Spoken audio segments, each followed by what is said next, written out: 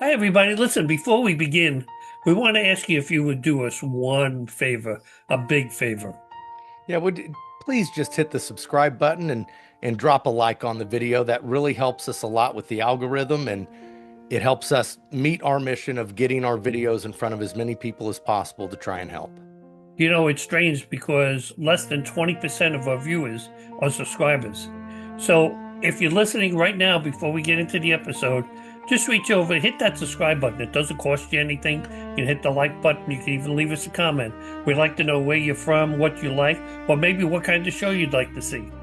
It's all you need to do, and you'll help us get the message out to more people. And pretty please from me. Tonight on the Your Life Matters Show podcast. I always tell clients, or anytime I'm speaking somewhere, I always say my rule of thumb, because that's the question people have, like, well, when do you know it's time to reach out for help for something? And my answer is always, if you are wondering if it might be a problem. I mean, Yeah, really, exactly. if I'm wondering if something might be a problem, there's a reason I'm wondering that, and better safe than sorry, you know. Yeah, and there are resources out there, if you're just look into the problem at least. Behind every struggle, there's a story, and every story deserves to be heard. This is the Your Life Matters Show podcast. Your hosts are Steve Hodgson and licensed psychotherapist Dr. Eric L. Davis.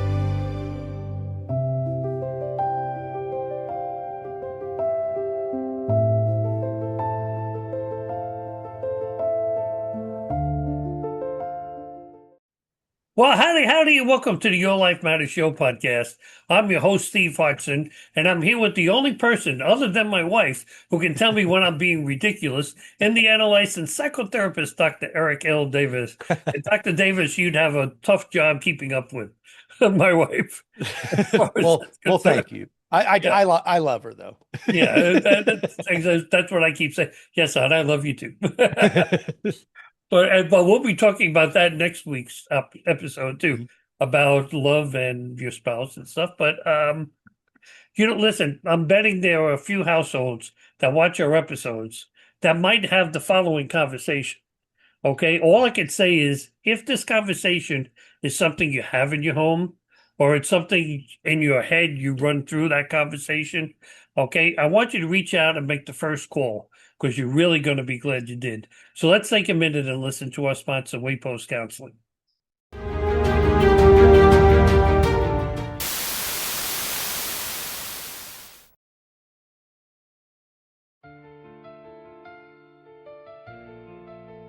You got awfully quiet. That's amazing. I guess I never thought someone on a podcast would describe exactly how I've been feeling. You don't have to keep carrying this by yourself. I know that it's true, but I just don't want people thinking I'm weak. Asking for help doesn't make you weak. It takes courage. I wouldn't even know where to start. Start right here at home. Waypost Counseling offers secure online counseling. No waiting room, no long drive, just someone who's ready to listen. Every day, someone decides to stop pretending they're okay. At Waypost Counseling, licensed therapists help people facing anxiety, depression, trauma, grief, relationship challenges, addiction, gambling disorder, and many of life's most difficult transitions. Through secure online appointments, compassionate care is available from wherever you feel most comfortable, even your own home. If today's episode felt familiar, maybe it wasn't just something to watch. Maybe it was the sign you've been waiting for. But remember, you have to make the first call.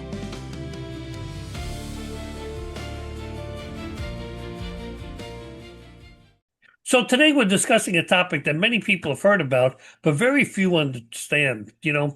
It's the image of a flasher.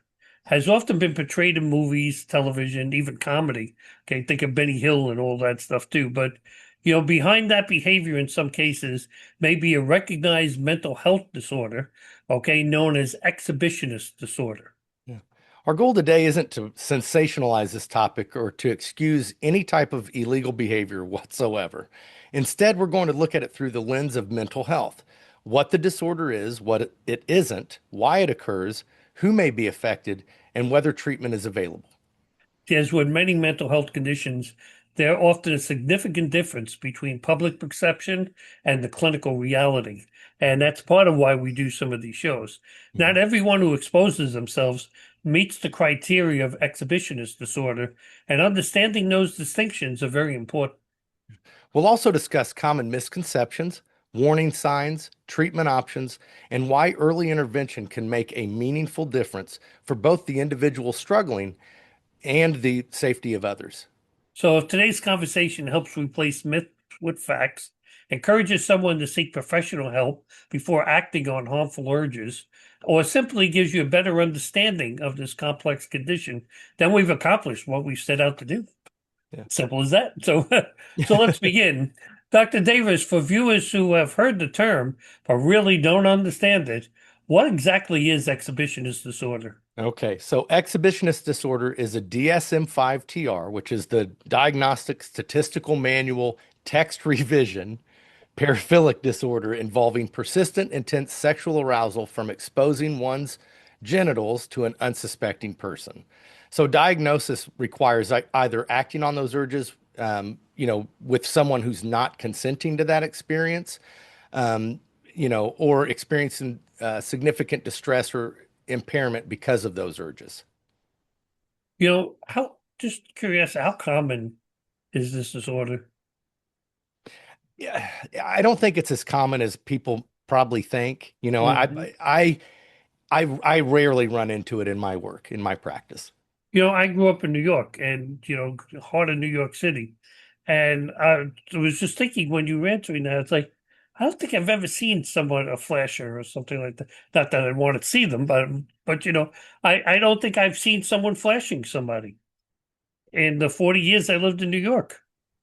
It's just strange. So how does someone, well, let me rephrase that. How does a mental health professional distinguish between someone engaging in inappropriate behavior and someone who actually meets the clinical criteria for that exhibitionist disorder? So with the diagnosis, that requires recurrent urges, fantasies, or behaviors that last at least 6 months. And that needs to be, plus either acting on those urges with someone who's unaware or experiencing the distress, or impairment as a result of those urges. So a single inappropriate act alone does not automatically mean that someone has exhibitionist disorder. Mhm. Yeah, I mean, if you're thinking your wife is home and you come in and surprise her, and you run into the room with no clothes on, surprise, and you hear Yeah. them yell, surprise, it's a happy birthday party. Yeah. That doesn't mean you have an exhibition. That was just a bad choice. Yes, exactly. Yes. And so, you know, but I mean, a lot of people assume this is about sex. Is Yeah, that I mean, true, or is something more happening psychologically?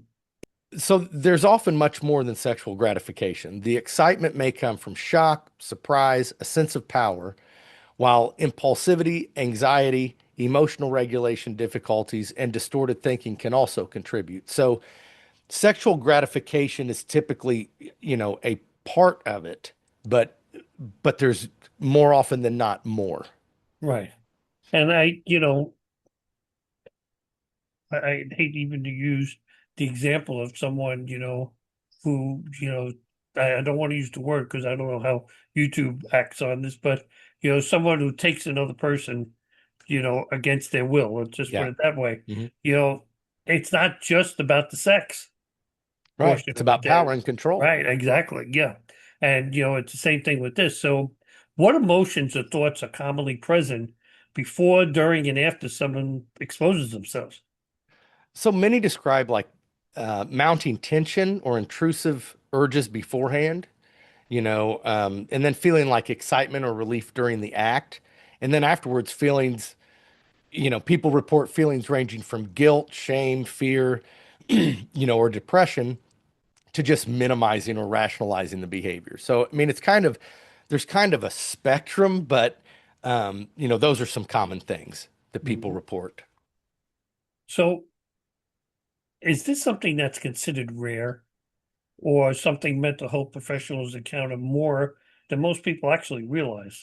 It's considered relatively uncommon in the general population, but many cases go unreported, like most other Right. things. So clinicians working in the criminal justice system or sexual behavior settings, they encounter it much more frequently than the public would probably expect. But the public, on average, is probably not going to see a whole lot of exhibitionist disorder. It's strange because when we Hollywood or television and stuff, we really don't. It's usually for comedy. Yeah. But you don't see, like in the middle of a serious movie, the Hmm. person going out with a long raincoat on, Yeah. and doing that, you really don't. So it's like, as again, I think of Benny Hill. It's Yeah. about the only thing that comes to mind when I think about something like that. Or people that have jokes, they open it up and there's a sign there, instead, Yeah. So it's again, I don't think it's as prevalent as, sometimes people think it is. So is there a typical age when these behaviors first begin to appear? You would typically see it, in like during adolescence or in early adulthood when sexual interests are developing for a person. Mhm. So probably you'd see the first signs of it around that age.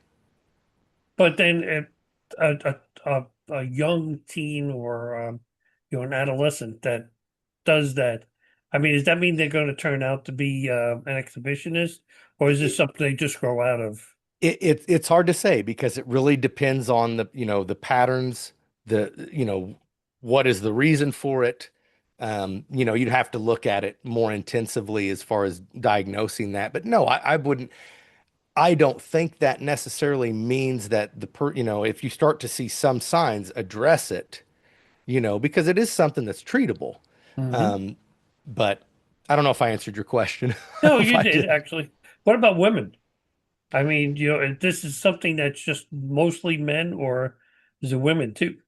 women can experience it, so it does, women do have exhibitionist disorder, but diagnosed cases are far more common among men than women. Hmm. That's because men don't complain. Oh, Oh, sorry, folks. Sorry, oh. that was just there. But okay, what about Now maybe that'll blow the comments up. yes, that should be heck, that'll be one of the shorts, okay. Make sure and go into the comments and tell Steve how terrible. No, I'm just kidding. Yeah. Whatever. So then that brings me to this question. Does exhibitionist disorder commonly occur alongside other mental health conditions or paraphilic disorders? Yes. So depression, anxiety, substance use disorders, personality disorders, and other paraphilic disorders may occur alongside it. Mhm. Well, I guess it really wouldn't be a drunk because they probably couldn't figure out how to open their jacket. If they're lucky, maybe they could Ye- avoid that charge too. Yes, yeah, it'd be really, really bad. So how much distress do individuals with this disorder typically experience? I mean, many probably realize they need the help, but do they minimalize the behavior? Some do. It's kind of it's like any other disorder or addiction of some kind where some individuals that I encounter will know, they're fully aware they have a problem and that's why they're there. And they're like, I'm ready to do something about it. Other times it'll be, part of what I'm trying to do with someone is to just get them to begin considering that they may even remotely have a problem, even Hmm. if it's obvious to me that they do. So it really depends on the individual. Some individuals, they may it may get their attention and they're like, I want to do something about this, where others may minimize, justify the behavior for any number of reasons. Yeah, I would think, sometimes yeah, I know it's wrong, Yeah. but I don't know how to stop too.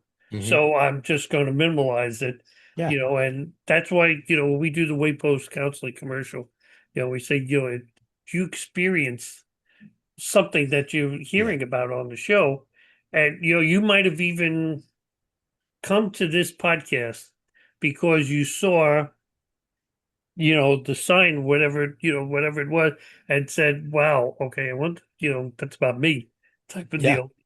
Okay. That's your cue right there. Don't minimalize it. Yeah.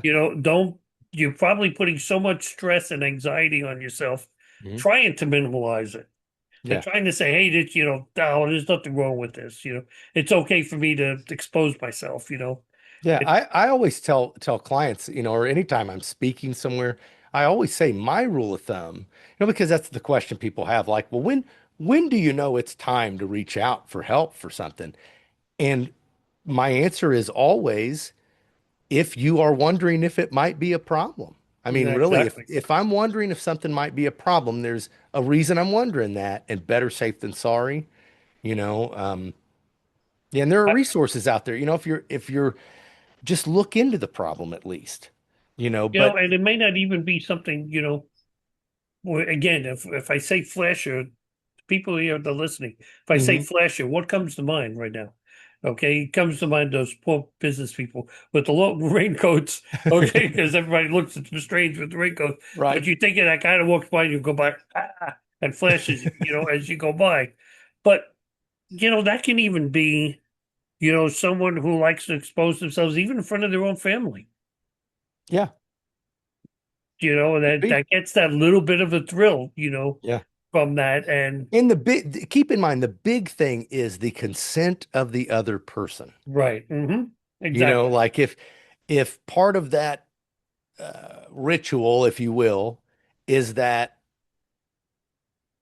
unsuspecting people that aren't able to consent to what is happening, like, I mean, then that's not okay. Then that right. tells you that's a problem, you know.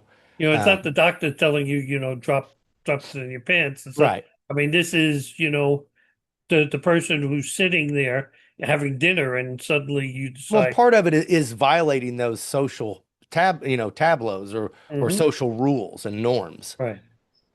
So, well, folks, you know what? It's that time again. Yes. It's the lightning round. Education version. Yeah, it's the lightning round. Now, for those that may not be familiar, or this is their first time watching, you bad person, okay, welcome, first off. Now, what we do here is we ask Dr. Davis a series of questions, and he gives us short or one-word answers. This is sort of like an education but entertaining part of the Yeah. show. And today we talk about one word answers. It's actually really easy one word answers because the 8 questions I have today are either fact or myth. So that's Now, how, now let me make sure do you want me to elaborate at all, or you want me to yeah, you just, can elaborate on them. okay, Yeah, but I'll keep the elaborating to right, like a sentence or two. right. Okay.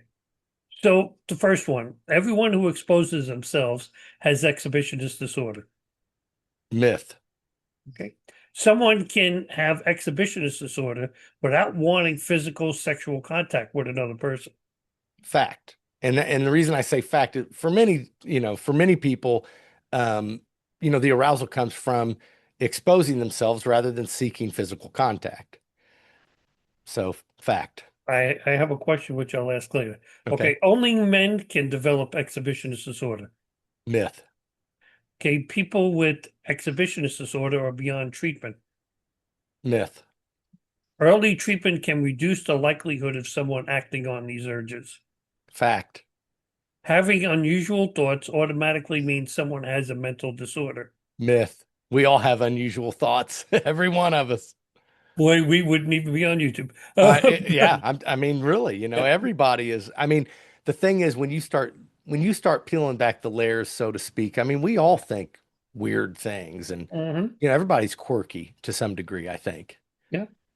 Now, mental health professionals can help someone before illegal behavior takes place. Fact.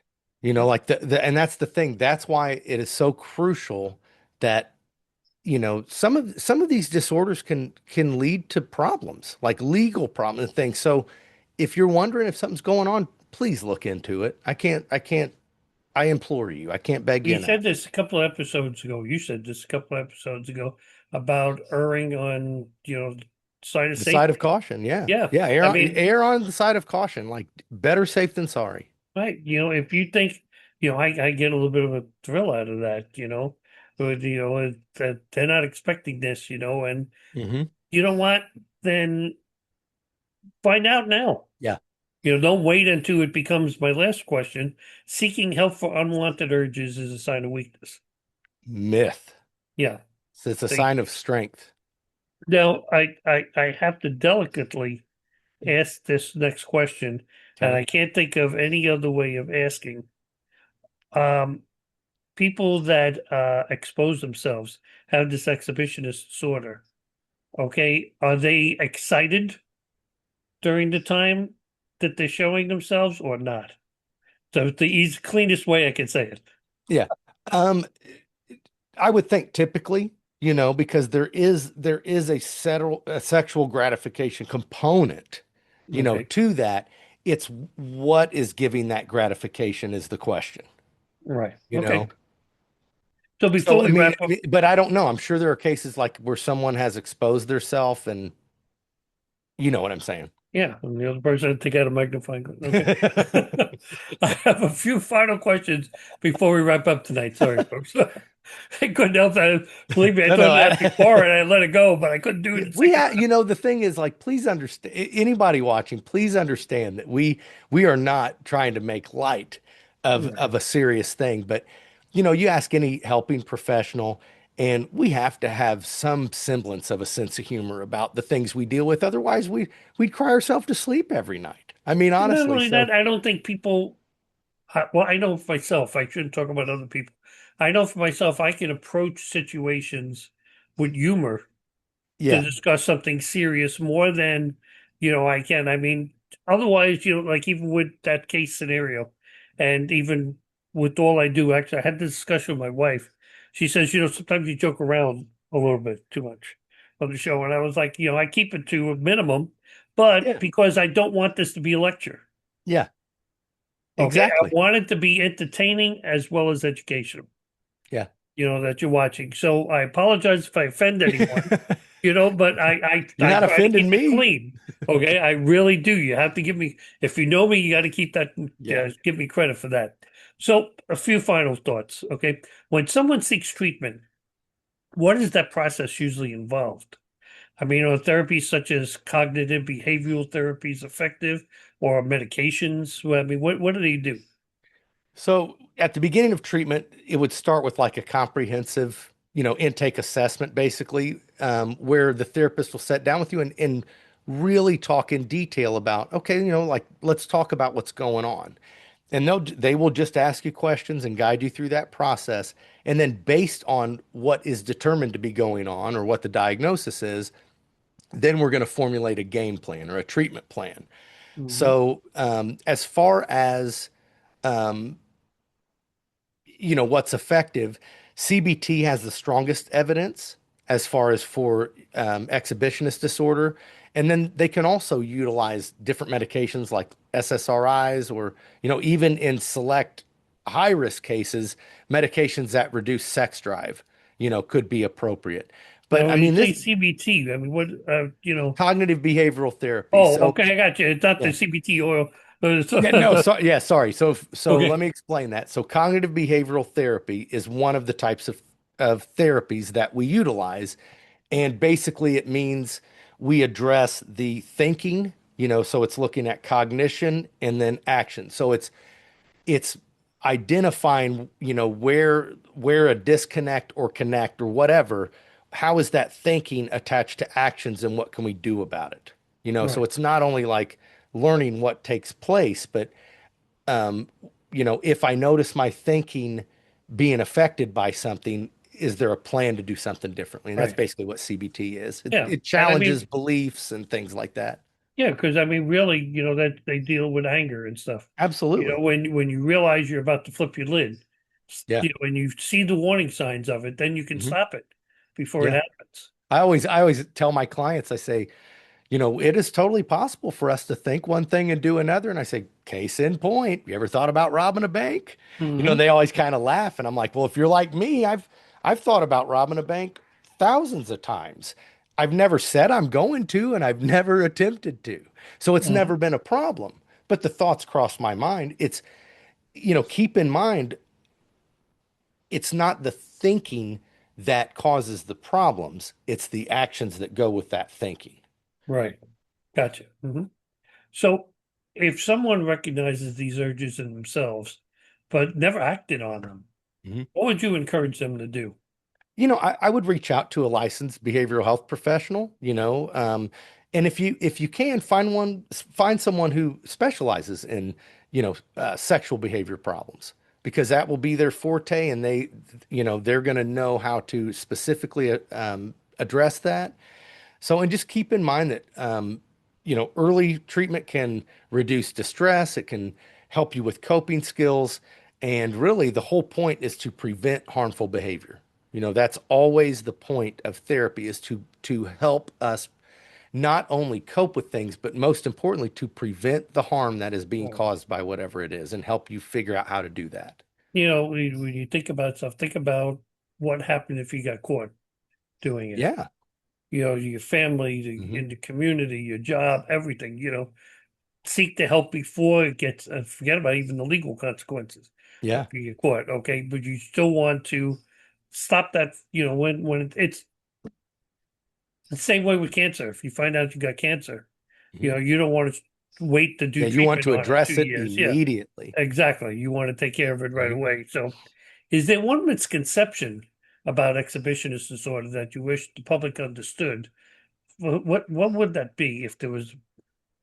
Um, I think that one misconception is that it is simply about sex, or that everyone with these urges is going to offend or do something illegal or terrible. The condition's more complex, but treatment helps many people manage those urges safely. So it's kind of like, just to give you an example, when we treat substance use disorder, which is a disorder like any other disorder, it's a behavioral health disorder. When someone comes in, let's say they're drinking too much. Okay, the first step is we have to reduce the harm. We need to make sure that they medically detox. I'm just using this as an example. So that's the first thing, physical safety first. If they are not physically safe, no amount of therapy is like they're still unsafe. So we make sure that they're physically safe or in a safe environment. And then from there, it's basically teaching them how to manage those urges, to understand the urges that are happening. But something that I think is really interesting is people think that a lot of times understanding a disorder is the equivalent of addressing it. It's not. I Right. can address something even while I'm learning to understand it. And it Right. doesn't matter how well I understand, like if it's substance use disorder, and well, these are the thoughts I have in this. If I don't do something different with that information, nothing will ever change. Yeah, and having, saying, yeah, I understand what, exhibitionist disorder is. Right. It's not going to stop you from Yeah. wanting to do it, or you're having that urge. That urge is still going to be Yeah. there, and you're going And to it's, act on that urge. So, yeah, yeah. So how do I cope with that urge, in a way that's going to keep me safe and out of trouble, before I ever act on it? That's, exactly. Yep. that's kind of what they're there to learn. Now, I'm going to find a question here. What message would you leave with someone who may be struggling with these thoughts privately, but is really probably either embarrassed or afraid to ask for help? First of all, we're not defined by our thoughts, and like I was saying, thank God for that, or I'd be a bank robber. You know what I mean? Thoughts and urges aren't the same as actions, you know? Um, and so that's why it's important before, basically, if someone finds they're having urges that are unhealthy, okay? If you are struggling with those urges, please reach out to someone before you act on them, you know? Because I mean, really, that is what it's all about. It's a disorder. It's not, the diagnosis is not bad people. You know what I mean? It's not, no Right. one is diagnosed as, well, they're just a bad person. That is not listed in the DSM-5 TR. I mean, it's just not. So, it's a disorder because this is something that, um, is not uh, something you did wrong or asked for, but it is something that needs to be dealt with. And whether or not you deal with it will make or break the entire thing. and your You know, quality and of that life holds moving true for forward. anything, you know, any kind of Absolutely. disorders. Yeah. You know, I mean, we went through the pedophilic disorder, Mhm. you know, all these things, you know, act on it, you know, do something before you act on it. Yeah. Really, you know, do it now, you know. Call Waypost Counseling if you have no place else to turn. Mhm. Or I don't even know if we talk about it. Yes, we do. So I won't say it again. Okay, Dr. Davis, thank you again for helping us better understand the topic that's often misunderstood and is probably rarely discussed in an educational way.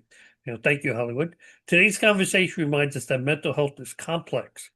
Okay, with harmful behaviors should never be executed. Understanding the psychological factors behind them allows us to respond with knowledge rather than misconceptions. Yeah. If you recognize yourself or someone you care about in today's discussion, remember that seeking professional help is a sign of responsibility, not weakness. Early intervention can make a meaningful difference, and treatment is always available. And also forget, if today's episode you find helpful, hope share it with somebody who can benefit from better understanding the topic. If if you have ideas for future episodes, Yeah, okay, even mental health topics you'd like to explore, we'd love to hear from you. You know what? You get the absolutely. comment section right below. We said this when we started. Leave a comment.